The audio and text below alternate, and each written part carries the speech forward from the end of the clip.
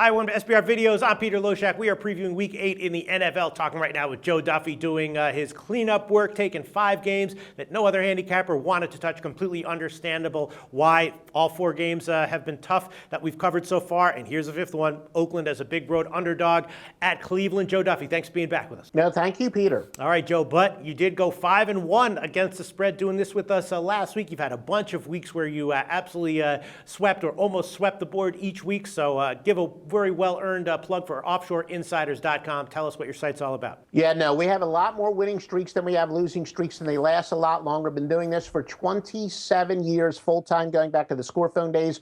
Really big weekend in store, especially if you get this by Saturday or Friday, whatever. It includes college football, but in NFL, at least 2 wise guy plays have a major play, have a circle around a bunch of plays. I think I'm probably going to add quite a few more NFL, maybe 4 or 5, where I got some strong check marks next to, all at offshoreinsiders.com. All right, Joe. Well, another tough game, right? Cleveland, a 7-point home favorite over Oakland. Totals 43 or 43.5. Cleveland, of course, got popped by Jacksonville last week, but, you know, they're still 3-1-2 against the spread on the year. Still a team that I think we can assume is a quality team. And anytime Oakland's playing quality team, it seems like, you know, they're a good bet against, although, you know, they are still giving maybe a good effort, strong effort under the new coach. It paid off in their first game back. It didn't pay off last week against Arizona. So, you know, you want to bet against Oakland even though they're playing tough and getting a touchdown, or do you want to bet on Oakland even though how bad they are? I'm not exactly sure. What do you like here, Joe? Well, in recent years, I know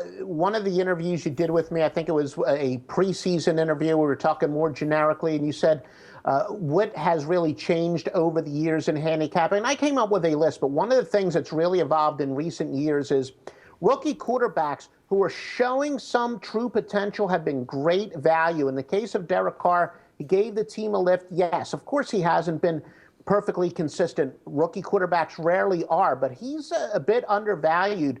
And look, Oakland is 0-6 straight up, but they're 3-3 against the spread, which they're not a perfect dichotomous straight up an ATS team, but they're clearly a little bit undervalued is what that tells us. And in fact, including 2-1 on the road. Also, this game is pretty demonstrative of the biggest difference between ratings and rankings and the statistics that you should use and shouldn't use. I saw one of the sports writers when I was doing my research give an exact quote. He said, you know, that Cleveland's trying to establish the run, which I do agree. They're definitely trying to establish the run. But he was making a point that this would be a perfect week for Cleveland to do that because he said the Raiders allow 145.3 rushing yards per game, which is 29th in the league. Well, that's true, but it's a beautiful demonstration of the difference between inductive and deductive reasoning. The Raiders are 0-6. Therefore, they're playing a team that's always protecting the lead, and teams are going to run the ball when they're protecting the lead.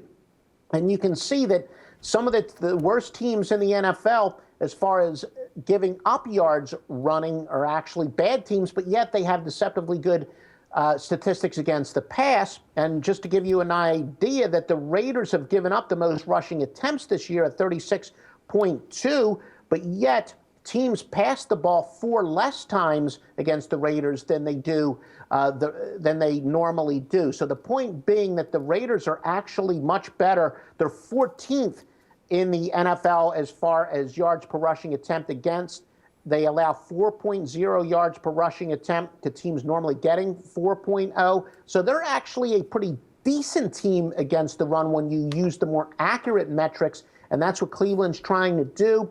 But more importantly, Oakland, as I said, they got a little bit of a lift with the new coach. We said it always works short term. There is a point of diminishing return, but we're still in that short-term honeymoon period. And Derek Carr, he is legitimately for real. I think he's got an upside. He's going to sneak up on some teams. So, yeah, I think Cleveland, again, is going to be kind to us, and they're going to, at the very least, not cover and probably lose outright to a winless team. Wow, you think there's a possibility that Oakland might actually win this one outright? No, I think there is a possibility. If you're going to ask me without any consideration to the money line, just to make a pick, if we were doing it for, you know, for a one of those pregame shows, do I think that Oakland is likely to win? No, I don't think it's better than 50-50, but I do think they're a live dog. underdog here as far as good value on the money line, but very good value ATS. All right. See, I was kind of high on Jacksonville anyway. Before their game against Cleveland, so I was happy to pick them. Not surprised by the win, but Oakland seems like, I don't know, they seem like a different case here. I did pick against them last week, and it makes me nervous here. I'd probably go with, what do you think about maybe a shot with the under at 43.5? Yeah, the thing is that sometimes when you have young quarterbacks, they can throw interceptions, and you never know if that's going to be good for the over, good for the under. But if I did have to pick a total, I would say that, yeah, neither one of these offenses are very explosive. I just talked about how Cleveland's trying to establish the run, and as I said, handicapping totals is much more about pace. And if you know that a team's going to run the ball a lot more, then that usually means lower scoring games. So I would agree with you there, but my official pick will be going with the underdog ATS. All right, Joe Duffy, liking Oakland, currently +7 at Cleveland. Thanks, Joe. The SBR Network offers free sports picks and game breakdowns, big money free betting contests year-round, a real-time Vegas-style odds monitoring service, and much more. So come see for yourself.